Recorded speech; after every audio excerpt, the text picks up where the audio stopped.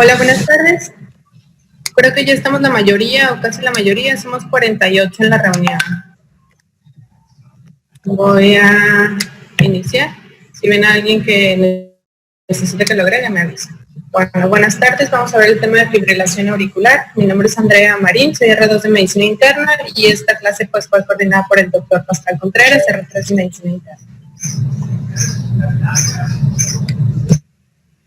Bueno, en cuanto al temario, vamos a ver la definición, un poco de historia del tratamiento, epidemiología, factores de riesgo, causas de fibrilación auricular, los mecanismos por los cuales se produce fibrilación auricular, clasificación, diagnóstico, tratamiento y algunas situaciones como enfermedad renal crónica o pacientes que tienen EBC aún ya están tratados con fibrilación o teniendo tratamiento para fibrilación auricular.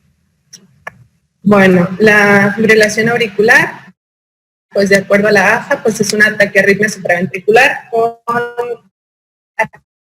activación auricular no coordinada y por consiguiente con contracción ineficaz. Según la AFA, pues es la arritmia cardíaca más frecuente y en el electrocardiograma se caracteriza por intervalos RR irregulares, ausencia de ondas F, ausencia de ondas P desorganizadas, que básicamente son oscilaciones rápidas o fibrilatorias, a esto se les llama ondas F, y la actividad irregular, como ya se ha mencionado.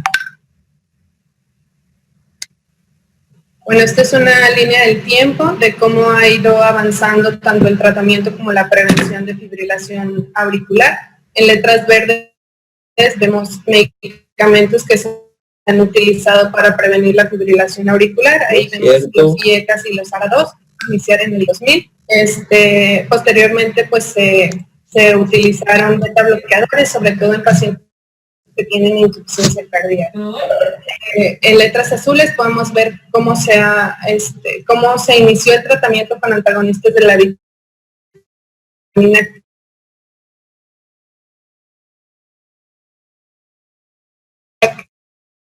que el tratar al antagonista de vitamina A y NFA comparados posteriormente después del 2000 se empezaron a utilizar los nuevos anticoagulantes orales como el dabigatran, rivaroxaban y endoxaban. Posteriormente vamos a ver los estudios que han analizado o comparado básicamente la warfarina con los nuevos anticoagulantes orales. En letras naranjas podemos ver el control del control de la frecuencia. Se empezó el tratamiento básicamente con amiodarona y actualmente pues los beta bloqueadores son el tratamiento de primera línea en el control de la frecuencia. En cuanto al control del ritmo, lo que muestra aquí en esta línea del tiempo es básicamente que la ablación es el tratamiento número 1 para el control del ritmo en la fibrilación auricular. Y finalmente del lado derecho en letras moradas pues vemos lo que es los tratamientos quirúrgicos, que básicamente es un procedimiento llamado laberinto, pues que es el que más se ha utilizado, ¿verdad? En cuanto a la epidemiología, según la guía europea, en el 2010 hubo 20.9 millones de hombres y 12.6 millones de mujeres que tenían fibrilación auricular. En el 2030 se espera que haya entre 120.000 y 215.000 casos nuevos de fibrilación auricular en la Unión Europea. La fibrilación auricular es más prevalente en hombres y incrementa 2 veces la mortalidad en mujeres y 1.5 en hombres.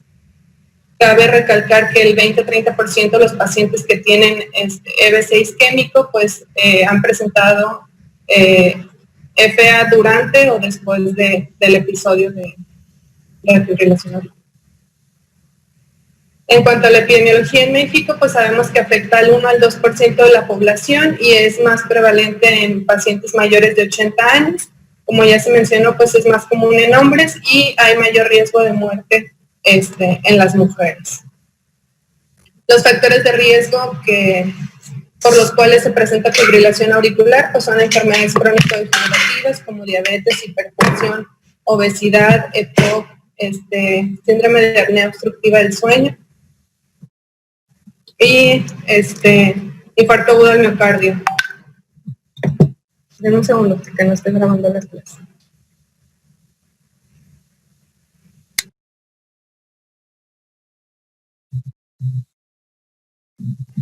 Listo.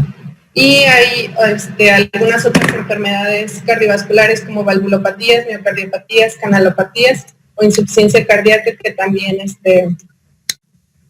son factores de riesgo para presentar fibrilación auricular. En cuanto a las causas, pues hay una mnemotecnia, Inspirax, en donde nos desglosa todas las causas que nos pueden dar fibrilación auricular. En la P pues tenemos tromboembolismo pulmonar, enfermedades pulmonares y pacientes postoperados. En cuanto a la I, pues infarto agudo del miocardio, idiopáticas, y también cuando colocamos catéter venoso central, pues podemos desatar un episodio de fibrilación auricular. Enfermedad reumática por las valvulopatías, anemia, alcohol, el envejecimiento, la edad, el aumento del tono vagal, hipertiroidismo en la T, hipertensión arterial descontrolada, electrolitos, sobre todo hipercalemia, ENSAUS y sepsis. Bueno, en cuanto al mecanismo, pues hay un mecanismo por los cuales se inicia la fibrilación auricular, que es el trigger o el disparador. Estos usualmente son focos ectópicos que se encuentran cerca de las venas pulmonares o puede ser por despolarizaciones tardías. Estas despolarizaciones tardías ocurren en la fase 4 del ciclo cardíaco, en donde se abren los canales R, liberan calcio durante la diástole y este exceso de calcio citoplasmático se va a transportar hacia fuera de la célula y va a activar el intercambiador sodio-calcio, va a aumentar la carga intracelular y la va a despolarizar, por lo tanto pues va a ser muy probable que aparezca un latido ectópico. Algunas otras causas pues son los circuitos de reentrada, pero pues también tenemos que, estos son los iniciadores. Una vez que tenemos el iniciador, pues hay razones por las cuales se perpetúa la fibrilación auricular, entre ellas pues está el remodelado auricular.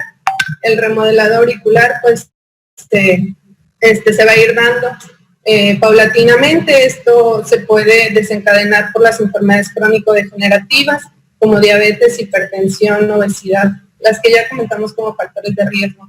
Estas enfermedades pues usualmente van a provocar cambios en la aurícula y pues van a provocar que la aurícula se fibrose y esa misma fibrosis pues hace que se perpetúe la fibrilación auricular. Hay otras razones como por ejemplo la inflamación que se produce durante la pericarditis o en el postoperatorio que también hacen que se perpetúe la fibrilación auricular. La angiotensina 2 también tiene un factor importante ya que esta pues también libera factores que van a promover la fibrosis. Todos estos mecanismos como la fibrosis y la inflamación pues también van a generar o van a liberar factores protrombóticos que van a ser los que nos van a provocar los episodios de tromboembolismo en la fibrilación auricular.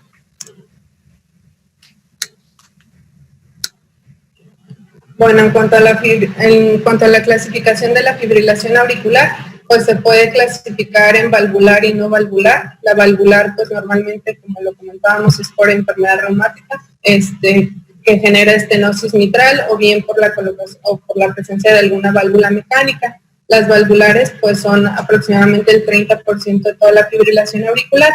Y las no valvulares pues son las que representan la mayoría, son aquellas que pues no cumplen los criterios de la valvular, ¿no? También la podemos clasificar de acuerdo al patrón. El patrón pues puede ser por FA diagnosticada de primera vez, es aquel paciente que pues no se conocía con fibrilación auricular y pues la presenta por primera vez. En cuanto a la paroxística, pues son episodios autolimitados, normalmente duran 48 horas, pero se pueden extender hasta 7 días y estos remiten espontáneamente. En cuanto a la persistente, pues es la fibrilación auricular que se mantiene por más de 7 días y pues estos requieren de algún tratamiento, ya sea cardioversión farmacológica o eléctrica. En cuanto a la FA persistente de larga duración, son aquellas que han durado ya más de un año y se está llevando un control del ritmo. En la FA permanente, pues el paciente y el médico ya asumen que tienen la fibrilación auricular y únicamente se lleva control de la frecuencia, ya no hay control del ritmo. Una vez que el paciente o el médico deciden controlar el ritmo, se va a clasificar otra vez como persistente de larga duración. En cuanto al cribado, pues es importante que se inicie un screening a los 65 años, se recomienda que se tome un electrocardiograma y pues en los pacientes que han tenido un accidente cerebrovascular isquémico o un accidente transitorio, pues se recomienda que se monitorice durante 72 horas para ver si no llegara a aparecer un episodio de fibrilación auricular. En los pacientes que tienen marcapasos o desfibriladores, se recomienda que se revise el récord previo para ver si no ha habido episodios de fibrilación auricular y así pues poder diagnosticar al paciente. En cuanto al diagnóstico, pues principalmente va a haber una sospecha, llega el paciente, tú le haces una historia clínica completa preguntando por crónico-degenerativos y los síntomas propios de la fibrilación auricular, como pueden ser fatiga, palpitaciones, disnea, opresión torácica o trastornos del sueño. Estos síntomas, hay una escala que la Asociación Europea del Ritmo propuso para describir la gravedad de los síntomas. Una vez que tú sospechas que el paciente tiene, el paciente tiene la sintomatología, tú lo exploras, vas a encontrar un pulso irregular, variaciones en la intensidad del primer ruido y ausencia del cuarto ruido. Esta es la escala que les menciono, la escala de gravedad de sintomatología, va del 1 al 4, el 1 pues el paciente no tiene síntomas y la fibrilación pues no repercute en ninguno en su actividad, ¿no? A partir del 3 y el 4 pues es cuando el paciente está más sintomático y repercute en las actividades de la vida diaria.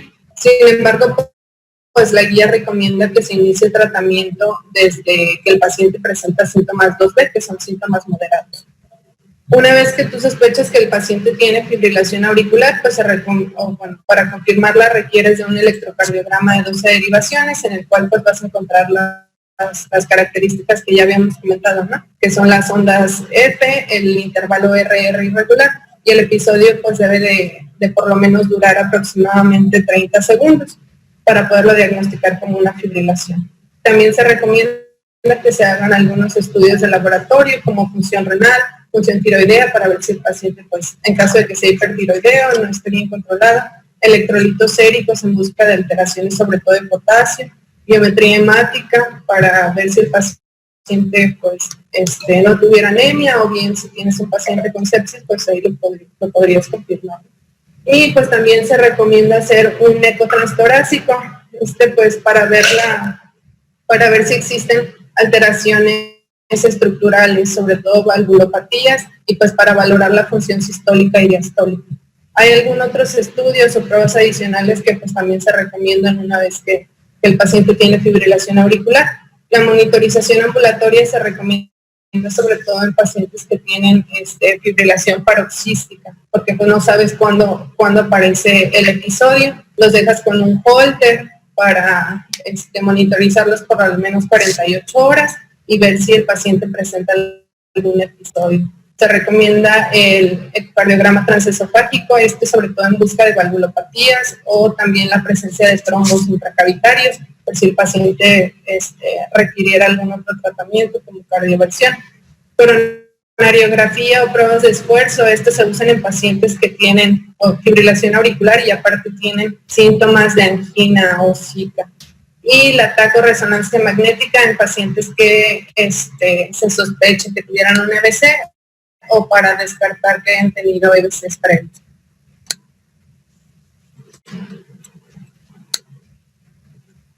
Bueno, antes de iniciar el tratamiento, este es el Vostok 1, es la primera nave espacial que pues dio la vuelta al mundo. Esta nave pues está formada por la cabina esférica que se ve ahí en la imagen. únicamente tenía un asiento, pesaba 2.4 toneladas y tenía un diámetro de entre 2 y 3 metros. Únicamente pues era la cabina y el motor. Esta nave se puso en órbita el 12 de abril de 1861 y la persona que iba a bordo de la nave es esta persona, el mayor, no recuerdo su nombre, perdón. Y bueno, pues básicamente él se convirtió en la primera persona que estuvo en el espacio. Bueno, los objetivos del tratamiento, pues básicamente es el control de los síntomas. El control de los síntomas lo vamos a hacer con el control de la frecuencia cardíaca y el control del ritmo cardíaco. Usualmente, como ya lo comentamos, pues el ritmo es lo que se deja como segundo término. Y también, pues en cuanto al pronóstico, es la prevención de tromboembolias, ¿no? Que son prevenir el tromboembolismo, ya sea accidente cerebrovascular o algún otro episodio, ¿no? En cuanto al control de la frecuencia, pues primero hay que, si está en agudo, hay que identificar cuál es la causa de la exacerbación, ¿no? Si el paciente tiene tromboembolia, si tiene anemia, si tiene un desequilibrio hidroelectrolítico, pues primero ese sería o tendrías que resolver primero eso para posteriormente iniciar el tratamiento. El tratamiento en agudo pues es básicamente con un beta bloqueador o con un calcio antagonista, pero pues también depende del paciente, ¿no? Si tienes un paciente con insuficiencia cardíaca y fracción de eyección reducida, pues se recomienda primero beta bloqueadores o un digitálico antes del calcio antagonista, o bien si el paciente tiene FEBI muy deteriorada o es un paciente crítico, pues se recomienda miodarona intravenosa. En caso de que el paciente esté inestable, pues se recomienda primero cardioversión eléctrica antes de cardioversión farmacológica. Bueno, este es un diagrama que viene en la guía europea. Lo primero, pues hay que determinar si la FEBI que tiene el paciente, ¿no? Y si no la conocemos, pues se sugiere que se haga primero un eco antes de iniciar el tratamiento. Si la FEBI es menor al 40%, se inician dosis bajas de beta bloqueadores para controlar la frecuencia, o bien se puede usar amiodarona.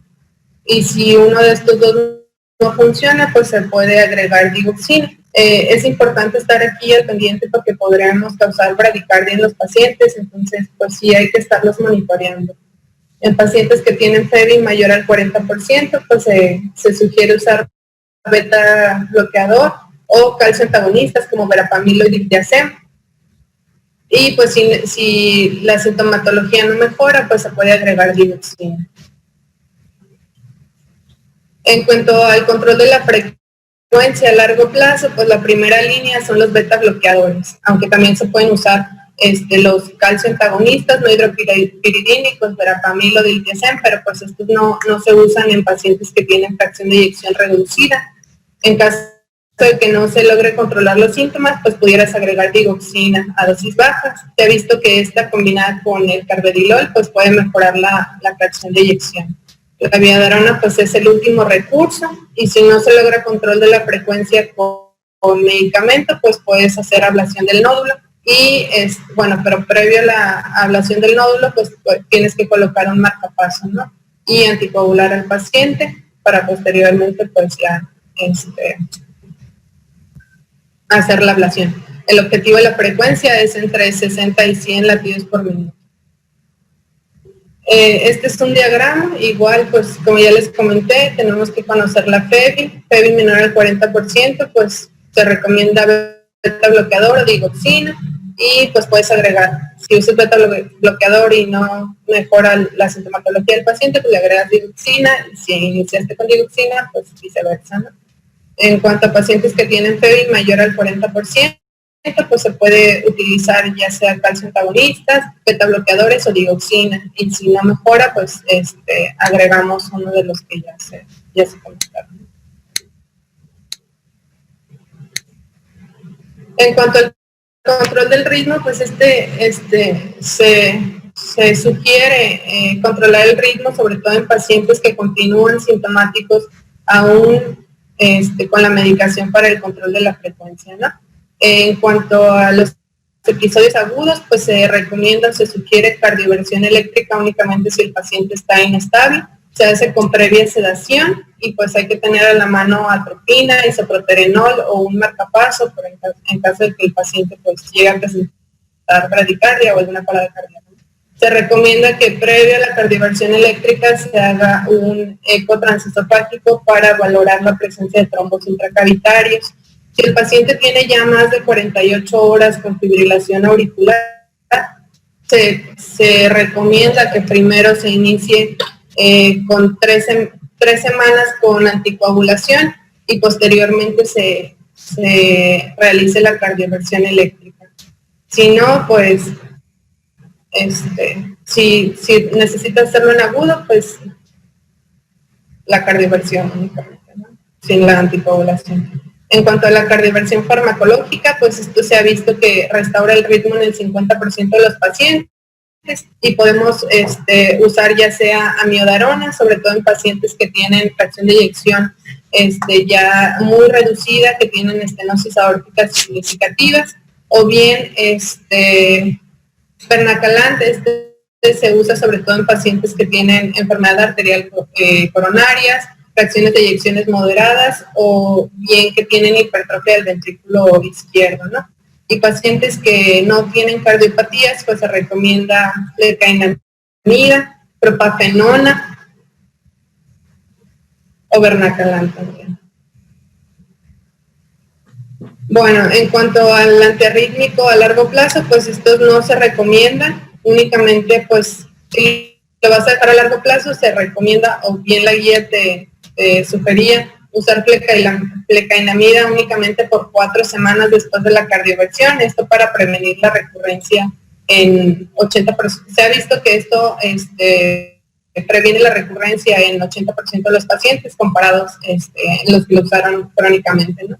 Hay algunos nuevos fármacos que se están estudiando, como la ranolacina, que inhibe corrientes de sodio y también inhibe las corrientes ultra rápidas de potasio, y algunos inhibidores de canales iónicos activos. Esto es, bueno, en caso de que falle el tratamiento, el control del ritmo, pues se puede hacer bien, si se usó dronaderona, flecainamida, propafenona, se puede bien usar amiodarona o algún otro antiarrítmico. En caso de que no mejore, pues se recomienda el tratamiento híbrido. El tratamiento híbrido es la ablación del nódulo junto con un fármaco antiarrítmico. En cuanto a la anticoagulación, pues es importante la prevención de eventos tromboembólicos en pacientes con fibrilación auricular. Tenemos una escala que es el CHAD-PAS, que predice el riesgo de accidentes cerebrovasculares.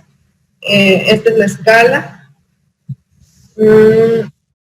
En pacientes, en varones que tienen o que cumplen un punto de esta escala, pues se recomienda iniciar anticoagulación. Y para las mujeres que tienen 2 puntos, pues igual se recomienda iniciar ya la anticoagulación.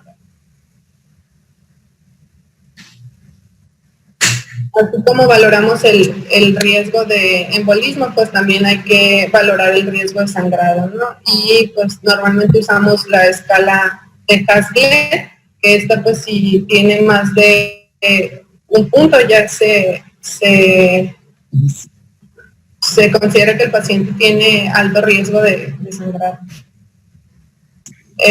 Bueno, aún así se ha llegado a la conclusión, o la guía menciona que aunque el paciente tenga alto riesgo de sangrado, pues recomiendan la anticoagulación oral, ¿no? Porque les va mejor con la anticoagulación que sin ella.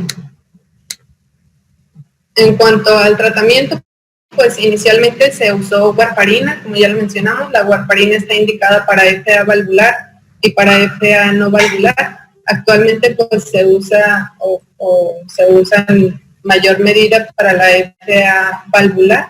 Se dieron cuenta que disminuye 2/3 del riesgo de accidentes cerebrales y 1/4 de la mortalidad comparada con el ácido acetilsalicílico o bien sin tratamiento. pero pues ha tenido uso limitado ya que requiere una monitorización constante y un ajuste de dosis constante.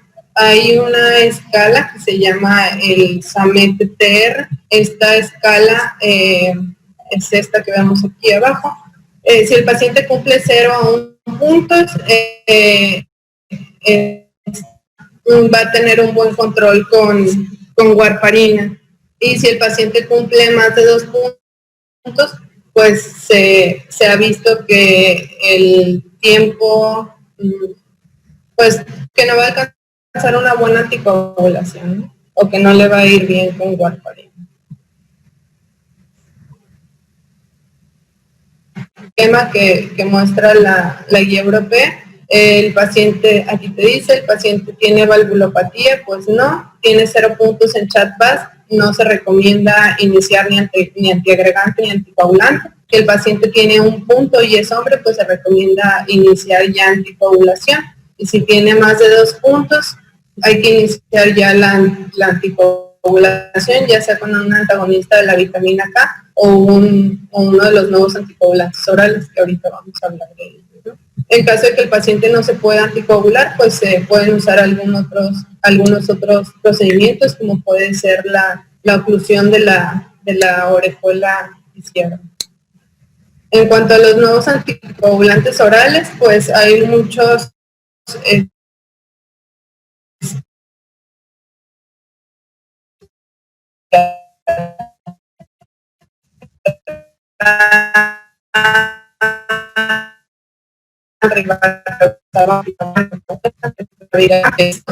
a dosis de 150 miligramos cada 12 horas, pues sí tiene, a los pacientes les va mejor si son tratados con dabigatran 150 miligramos cada 12 horas comparados con la warfarina. Nada más que son exactamente iguales a la warfarina. Lo único positivo pues es que con los nuevos anticoagulantes orales pues sí se ha visto que disminuye el riesgo de hemorragias intracerebrales y gastrointestinales. En caso de que el paciente no se pueda anticoagular, pues hay un dispositivo de oclusión de la orejuela izquierda. Hay 2 estudios que compararon el uso de antagonistas de la vitamina K junto con este dispositivo y se dieron cuenta que no, pues el uso de antagonista de vitamina K no es inferior comparado con el dispositivo, más bien el uso del dispositivo comparado con la warfarina, pues no tiene diferencias, ¿no? Y pues bueno, también se puede hacer la oclusión quirúrgica, ¿no? Una vez que el paciente, aún así, que el paciente le hace tratamiento quirúrgico, pues la guía te recomienda continuar con tratamiento anticoagulante. En situaciones especiales, pues vamos a ver, sobre todo en pacientes que tienen fibrilación auricular, ya están anticoagulados, llegan EBC. Esto pues básicamente es prevención secundaria en pacientes que están en episodios agudos, sobre todo en las primeras 4.5 horas, que es el periodo ventana. Se recomienda trombolisis con activador de plasminógeno únicamente que el paciente está tomando warfarina y el INR es menor a 1,7. O si el paciente está en tratamiento con dabigatran y el TTFA es normal. Cabe destacar que pues estos se debieron de haber tomado 48, o la última toma debe de haber sido 48 horas previo al inicio, ¿no? En caso de que pues, se requiera trombectomía, tiene que ser dentro de las primeras 6 horas y únicamente se utiliza en pacientes con oclusión distal de la carótida interna o en quienes tienen oclusión de la arteria cerebral media. Una vez que el paciente pues ya pasó el episodio, está fuera del episodio agudo, pues se tiene que evaluar cuándo vas a iniciar la anticoagulación crónica, ¿no? La guía recomienda que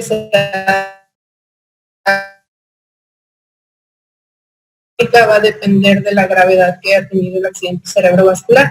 En pacientes que tuvieron un accidente transitorio, pues se recomienda que se inicie la anticoagulación un día después del evento. En los pacientes que tuvieron accidente cerebrovascular leve con un NIS menor, factores que van a favorecer su temporal, ¿no? Como es el NIS bajo, que la lesión no sea muy grande, que no tengas que no requiera algún procedimiento quirúrgico o alguna otra, pues sí, básicamente que no requiera cirugía carotidia, bien gastrostomía o otra cuestión, ¿no?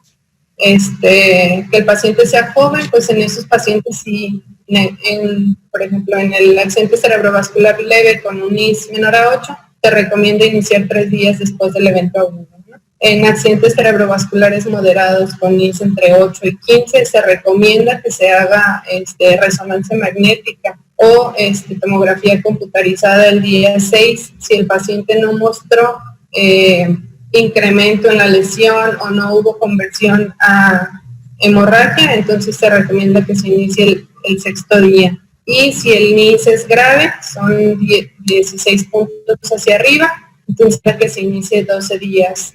El día 12 del posterior al evento se hace la tomografía, la resonancia y ahí vemos si se inicia o no la anticoagulación. En cuanto al EBC hemorrágico, pues no hay muchos estudios o no se ha estudiado muy a fondo sobre cuándo iniciar la anticoagulación oral.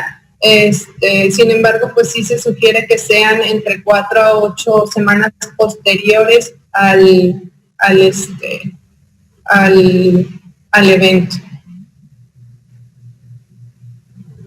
Bueno, también hay otros, o menciona la guía, la terapia puente, sobre todo en pacientes que se van a intervenir. Si la intervención va a ser cardiovascular, pues no se recomienda que se suspendan los anticoagulantes orales. Sin embargo, si el paciente se va a intervenir por alguna otra razón, pues sí se recomienda que de hecho, no se recomienda la terapia puente. Aquí hay un estudio, es el Bridge. Este estudio pues se hizo básicamente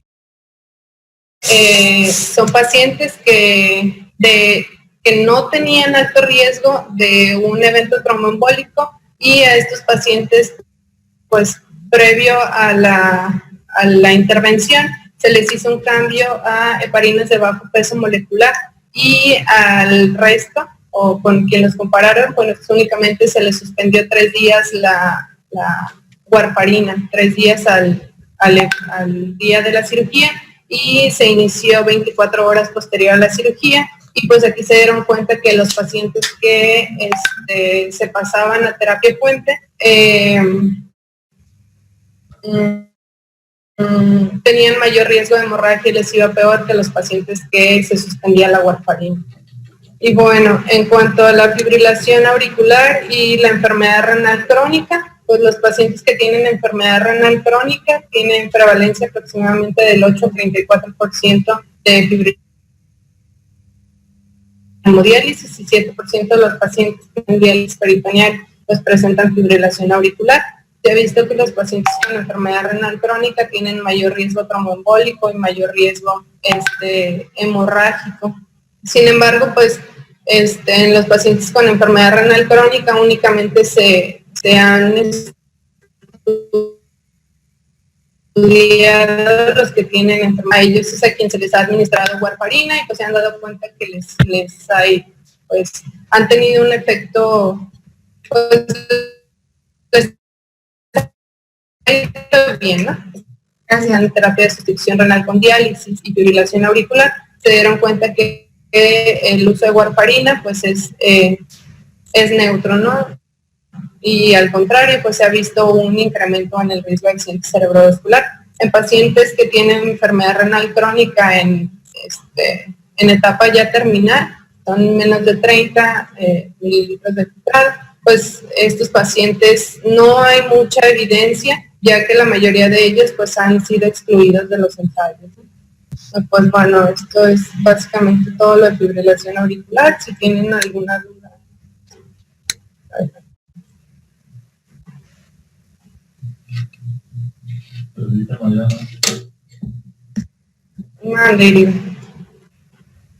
Hola, buenas tardes. ¿Se escucha? Sí. Bueno, no, pues felicitarte, la exposición pues está muy basada en las guías que están vigentes actuales y pues hay mucha información muy puntual como la que mencionaste. Nada más hacer el comentario con respecto a las metas de frecuencia cardíaca, que si bien mencionas que son de 60 a 100, pues el rango es muy amplio, ¿no? Entonces, algunos expertos recomiendan que en el caso de los pacientes que son asintomáticos, se puede manejar de una manera más laxa, tomando una meta solamente menor a 110. Y en el caso de los pacientes que tienen más síntomas, en ellos se puede manejar frecuencias o buscar una frecuencia menor a 85. Esto pues porque sabemos que la frecuencia cardíaca está ampliamente relacionada con los síntomas de la EPA. Y solo eso, lo demás me pareció muy bien tu exposición. Felicidades. ¿Alguien más que tenga alguna preocupación, alguna duda?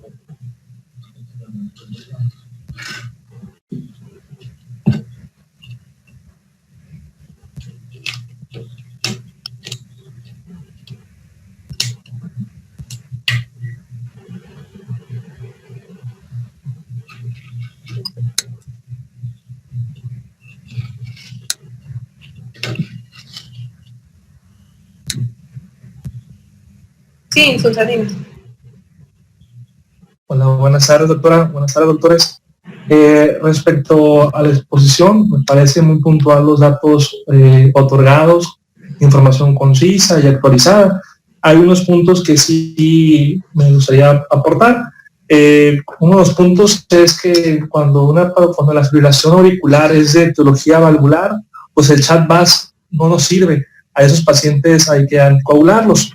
Algunos autores también hacían referencia a que lo de diferenciar entre etiología valvular y no valvular ya no era tan apropiado, porque la mayoría de las válvulas ya no son mecánicas, sino que son biológicas, y con ello el huésped pues hace mayor inmunidad a él.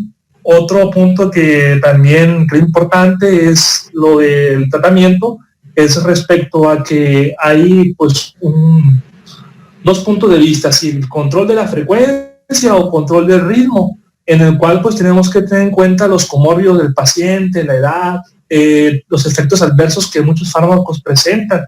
Y un punto importante, como mencionaste, en la enfermedad renal, es también conocer la tasa de filtrado glomerular y la función hepática, sobre todo por los efectos que tienen estos fármacos. De hecho, hay un estudio donde comparaban la warfarina y la apixaban de 2.5 y 5, y ese estudio mencionaba que la apixaban a dosis de 5 miligramos fue superior. También algunos autores hacían referencia a la clasificación o al predictor, en ese caso el chat-VAS o el CHATS o el ATRIA, y comparaban esos tres estudios, esos tres escalas, y en ellos hacían referencia a que el ATRIA, por el hecho de concebir también como factor de riesgo en la enfermedad renal crónica y concebir si el paciente tenía EBC o no, era un poco superior al chat-VAS y al CHATS como tal.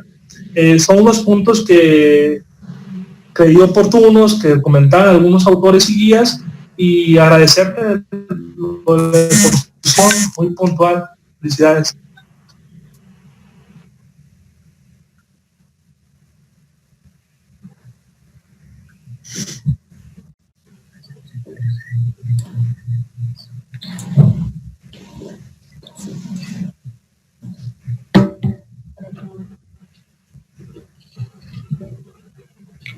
Bueno, buenas tardes. Como comentaba el doctor, recordar que siempre una escala de chat-VAS siempre va a ser mayor riesgo de trombosis en caso de tener más de 2 puntos en ser mujer o más de 1 punto en ser hombre, y pues eso no va a evitar que tengamos anticoagulación, ¿no? O sea, si tú tienes una escala de sangrado con alto riesgo, vas a tener aún así mayor riesgo de tener un EBC, ¿no? Eso es importante siempre recordarlo, porque hay veces que a lo mejor entra la duda. Gracias, doctor. ¿Iba a hablar, doctora? No, adelante, doctor. Recordar también las dosis de los medicamentos y lo de la enfermedad renal crónica. Todavía mi última rotación que tuve viene en forma dentro del hospital, fue dentro del USIC, y la verdad es que los cardiólogos que están dentro del USIC no utilizan NACOS en pacientes que están en diálisis peritoneal, ¿no? Eso es bueno saberlo para beneficiar al paciente y para nuestra práctica dentro del hospital. Los estudios que se comentan aquí son los que utilizan varios de los cardiólogos dentro de la unidad, como es el doctor Herrera, como es el doctor Padilla, y creo que son de los mejores cardiólogos que están en la unidad. También eso. Y pues nada más recordar que pues los factores de riesgo son sumamente importantes para la sospecha clínica y poder iniciar un tratamiento adecuado. No en todos los pacientes vamos a buscar la mejoría del ritmo, solamente la frecuencia. No sé si alguien quiere hacer alguna otra aportación, el doctor Fierro, la doctora López.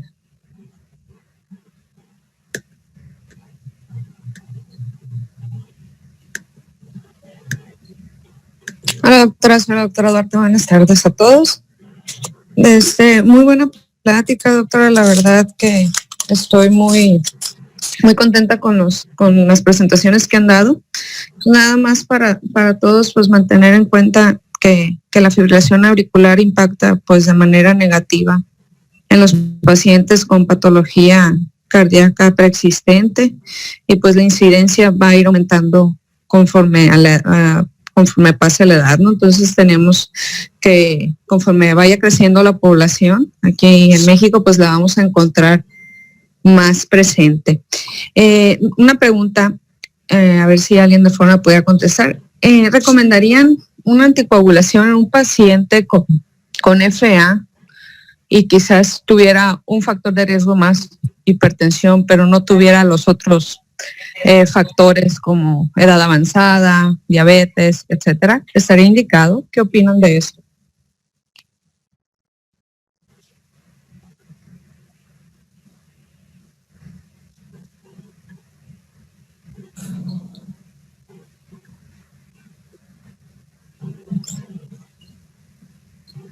No sé si me escuché.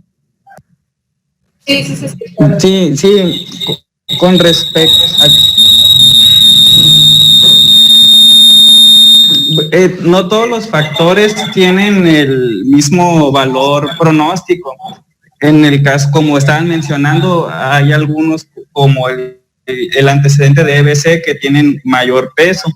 Entonces, hay quienes prefieren cuando tienen un solo factor, como la hipertensión, y sobre todo si esta está controlada, no iniciar la anticoagulación.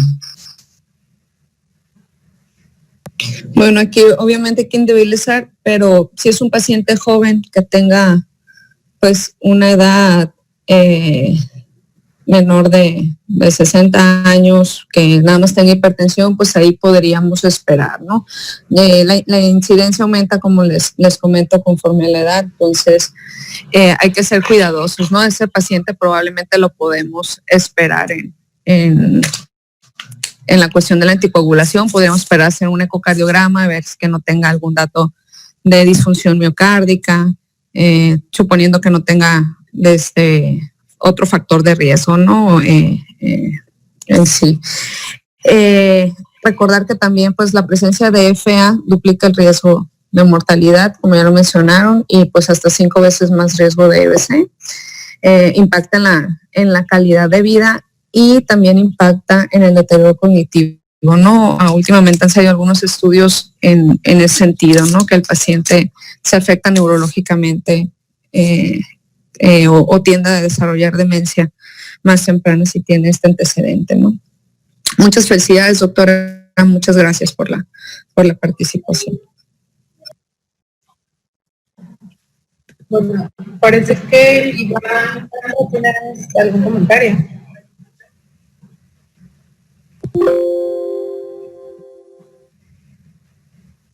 Buenas tardes, yo solamente para agregar un poco sobre estuve hablando sobre la ablación. Si se fijan, la mayoría de los pacientes de cardio tienen una fibrilación, pero sin embargo son muy contados los que se dirigen a un procedimiento de tipo ablación, debido a que tienen indicaciones muy precisas, como ese tipo de tratamiento se basa en la fisiopatología y en la historia natural de la enfermedad. Deben ser fibrilaciones auriculares de reciente diagnóstico o de tipo paroxísticas, en donde todavía los cambios estructurales a nivel anatómico no se han desarrollado y permiten hacer un correcto tratamiento de los pacientes. Una vez que ya está muy avanzada la enfermedad, ya de nada les sirve generar la ablación. Nada más ese comentario. Y felicidades, muy buena plática. Doctor Arroyo, creo que...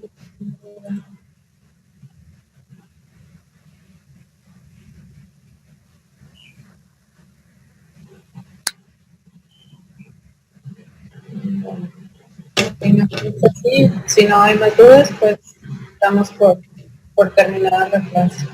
Gracias a todos.